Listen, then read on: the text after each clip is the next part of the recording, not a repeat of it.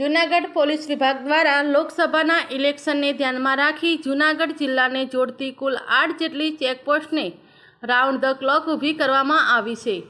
લોકસભાની ચૂંટણીને ધ્યાનમાં રાખી જૂનાગઢ જિલ્લા પોલીસ વિભાગ દ્વારા જિલ્લાને જોડતા માર્ગો પરની કુલ 8 ચેકપોસ્ટ ઊભી કરવામાં હાલમાં આવી છે। તેમાં પોરબંદર, ગીર સોમનાથ, અમરેલી, રાજકોટ, ભેસાણ, ધારી, ગુંદાળી, મેદરડા અને વિસાવદરની વેકરિયા ચેકપોસ્ટ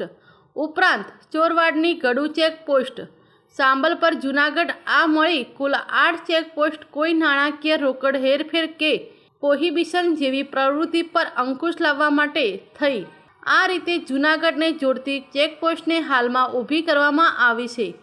અને ત્યાં રાઉન્ડ ધ ક્લોક પોલીસ કાર્યરત રહી કામ કરશે તેમ મીડિયાને માહિતી આપતા ડીવાયએસપી હિતેશ દાદલિયા સાહેબે જણાવ્યું હતું। ચૂંટણી પંચ દ્વારા ચૂંટણીની જાહેરાત કરવામાં આવેલી છે। તેની આચારસંહિતા મુજબ જૂનાગઢ જિલ્લાની જે આંતર જિલ્લા ચેકપોસ્ટ છે તે કુલ 8 છે અને 8 ચેકપોસ્ટ છે રાઉન્ડ ધ ક્લોક કાર્યરત કરવામાં આવેલી છે। તે પૈકી જ્યાં પણ પોરબંદર, ગીર સોમનાથ, અમરેલી, રાજકોટ આ જે જિલ્લાની બોર્ડર જ્યાં જૂનાગઢ જિલ્લાને મળે છે તેમાં ખાસ કરીને તાલુકા પોલીસ સ્ટેશનની સાબલપુર ચોકડી ચેકપોસ્ટ, ભેસાણની ધારી ગુંદાળી, વિસાવદરની વેકરિયા, આ ઉપરાંત મેંદરડાની ભાલસલ, ચોરવાડ પોલીસ સ્ટેશનની ગડુ ચોકડી,